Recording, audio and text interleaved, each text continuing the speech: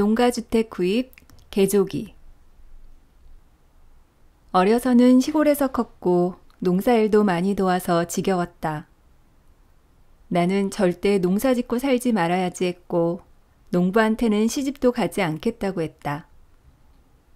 그래서 샐러리맨 남편을 만나 결혼했는데 아이를 낳고 키우면서부터 시골이 너무 그리워졌다.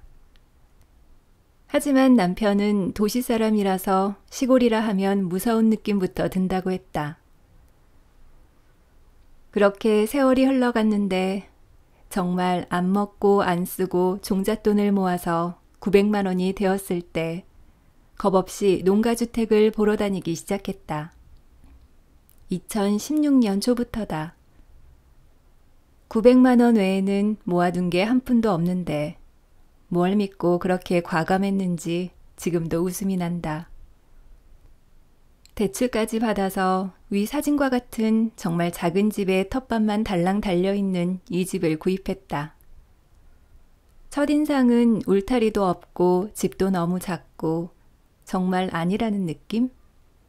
그래서 별로라고 중개업자에게 얘기하고 집으로 왔다. 그런데 집에 와서 가만히 생각해 보니 그 돈으로는 절대 농가주택을 살 수가 없을 것 같았다. 그래서 남편에게 그 집 사고 싶다고 했다. 오래되고 작은 집이라도 있으니 컨테이너를 놓을 돈은 굳었지 않느냐며 울타리는 내가 만들면 되고 보수도 내가 직접 하겠다고 하고 졸랐다. 너무나 간절히 원했기에 남편도 승낙을 해주었다. 그래서 현재는 나의 가장 힐링 도구 1위가 된 집이 나의 손에 들어왔다. 2016년 4월 3일자로 저 집의 주인이 되었다. 명의도 내 앞으로 했다. 세상을 다 가진 기분이었다. 꼴랑 46평 땅을 사고서. 집을 사자마자 고생이 시작되었다. 먼저 집이 도로변에 접해 있어서 울타리가 시급했다. 쉬는 날마다 가서 공사를 했다. 나무를 사다 나르고 자르고 아들의 도움으로 울타리를 세웠다. 힘들어 죽는 줄 알았다. 그래도 울타리를 치고 나니 제법 집다워 보였다. 작은 땅은 꽃밭으로 큰 땅은 텃밭으로 쓰기 시작했다. 꽃을 좋아해서 시골에 땅이 생기면 꼭 정원을 만들고 싶었는데 유기농 채소도 먹여야겠기에 한 발 양보해서 작은 땅은 꽃밭으로 큰 땅은 텃밭으로 쓰기로 했다. 마당에서 사용할 테이블과 벤치도 만들었다. 내부 사진은 비포 사진이 없는데 싱크대가 너무 작고 너무 오래되어서 도저히 쓸 수가 없었다. 웬만하면 돈 안 들이려고 셀프 리모델링을 했는데 싱크대는 도저히 못하겠어서 제일 저렴한 걸로 구입했다. 옛날 집이라 천장이 낮아서 상부장은 설치 안 하고 선반을 걸어 쓰기로 했다. 아주 지저분했던 싱크대 쪽이 그나마 환해졌다. 농사는 시기를 놓치면 안 되기에 농사부터 시작했다. 다음은 외벽 작업이다. 파벽을 붙이고 핸디코트로 마무리를 했다. 창문도 덧창을 달고 꾸미기 시작했다. 여긴 집 뒷벽이다. 아직 핸디코트는 바르지 못했다. 이 문은 욕실로 들어가는 문이다. 핸디코트를 바르는 중이다. 완성된 모습이다. 와인박스로 선반을 만들어 달아 수건과 화장지, 욕실용품을 수납하게 했다. 외벽이 완성된 모습이다. 남은 나무들로 소품도 만들어 봤다. 마당에 꽃수레를 꼭 하나 두고 싶었는데 사잔이 너무 비싸서 남은 나무로 대충 만들었다. 비 오는 날의 꽃밭이다. 이런 날은 그냥 마루에 앉아서 밖을 보고만 있어도 행복하다. 아니면 마루에서 전을 부쳐서 막걸리랑 함께 먹기도 한다. 또는 책을 읽으며 뒹굴거리기도 하고 그림을 그리기도 하고 암튼 이 집으로 인해서 나의 행복지수는 엄청나게 올라갔다. 짜투리 나무로 우체통도 하나 만들고 시간이 좀 지난 뒤 데크 만들기에 도전했다.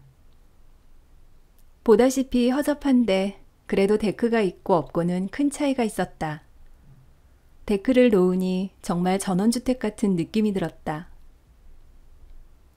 울타리도 흰색으로 칠하고 점점 전원주택스러워졌다. 이때는 3월인데 갑자기 눈이 내려서 찍었다.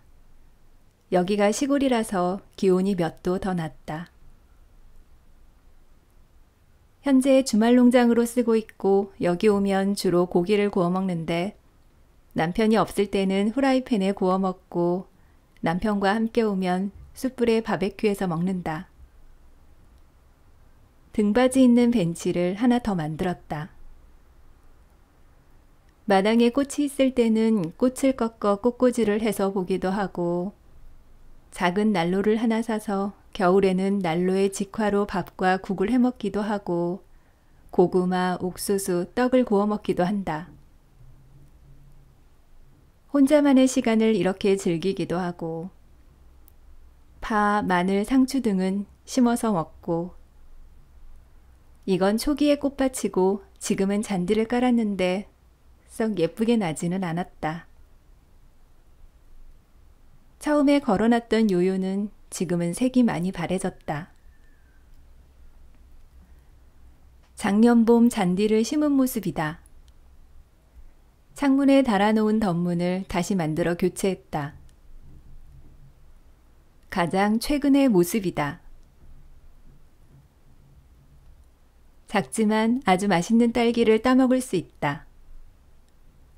혼자만의 간식 시간.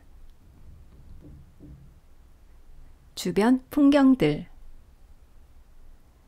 매실나무는 정말 성장 속도가 빠르다. 작년까지는 매실을 수확을 못했는데 올해는 조금 가능할 것 같다. 이상은 시골을 너무 그리워했으나 이사를 할 수 없어서 그 대안으로 농가주택을 구입하고 개조해서 주말 농장으로 사용하고 있다는 이야기다. 개인적으로 이곳에 오면 마음이 아주 편안해진다. 가끔은 혼자 와서 1박 2일 또는 길면 2박 3일 지내기도 하고 가끔은 남편과 함께 와서 지내고 간다. 혼자 오면 작은 땅이지만 풀과의 전쟁으로 사실 밥을 맛있게 잘 못해 먹는다. 비가 오면 풀을 못 뽑으니 시간이 많아서 맛있게 해먹을 수 있지만 남편과 함께 오면 남편은 취사부로 남편이 밥을 하고 나는 설비부라서 집 보수 농사일을 한다. 그런데 나는 밥 짓는 것보다 설비부 일이 더 재미있다. 남편은 밥 짓는 게 더 낫다고 하니 잘 맞는 것 같다. 아이들은 다 커서 오지 않으려고 한다. 1년에 2번 정도 올까 말까? 암튼 이 집을 산 건 내가 태어나서 가장 잘한 일인 것 같다. 이 집과 함께 하면서 우울증도 거의 사라지고 행복하다는 생각을 하기 시작했으니까. 집이 비싸고 크고 좋을 필요가 없다고 느껴졌다. 이만한 공간만 해도 내가 힘들 때 와서 쉴 수 있는 나만의 공간이 있다는 건 엄청난 빽이 있는 것처럼 느껴진다.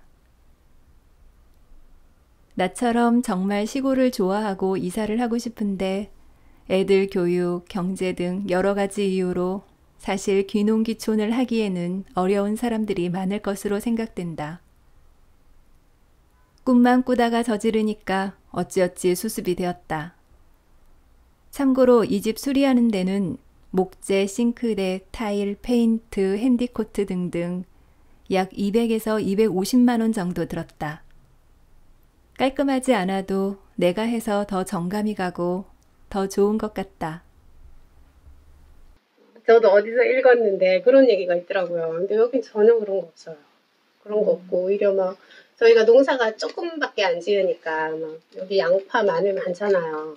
한 막씩 먹으라면서 갖다 주고 또 과일도 막 많이 짓거든요. 과일 농사도. 그러면 막 자두며 막 이런 거 따다가 먹으라고 가져오고 이래요. 근데 처음엔 저희 아저씨가 막 시골 무서워하고 이러더니 그 몇 년, 봄에 몇 년 이렇게 막 다녔댔잖아요. 오지로 막 봉하마을 막 이런데 정말 오지 너무 좋아했거든요. 그 다니다 보니까 아저씨도 이제 자꾸 시골이 익숙해지고 이 집을 이제 사고 나서는 주말마다 오고 이러니까 이제 나중에 자기가 더 좋아하더라고요. 특히 난로 저거는 웃긴 게 제가 난로를 꼭 사야 된다. 겨울에 여기 살려면 그랬더니 좁은데 난로를 어떻게 넣느냐면서 막 반대하는 거야. 그냥 딱 작은 사이즈 있다 해서 제가 샀거든요. 사고 났더니 자기가 더 좋아하는 거예요. 그 나무 넣고 막 불 떼고 올라오잖아요. 그거 보고 있으면 너무 행복하대요. 근데 제가 막 그런 얘기 했을 때는 공감을 못 했거든요. 그게 왜 행복하냐면서 이랬는데 막상 자기가 와서 이렇게 보니까는 그게 너무 좋대요. 겨울에 이제 불때로 오는 거예요. 불때로 가서 밥에 먹고 막 고구마 이런 거 구워 먹고 그냥 그것만 해도 정말 저도 행복하지만 저희 아저씨도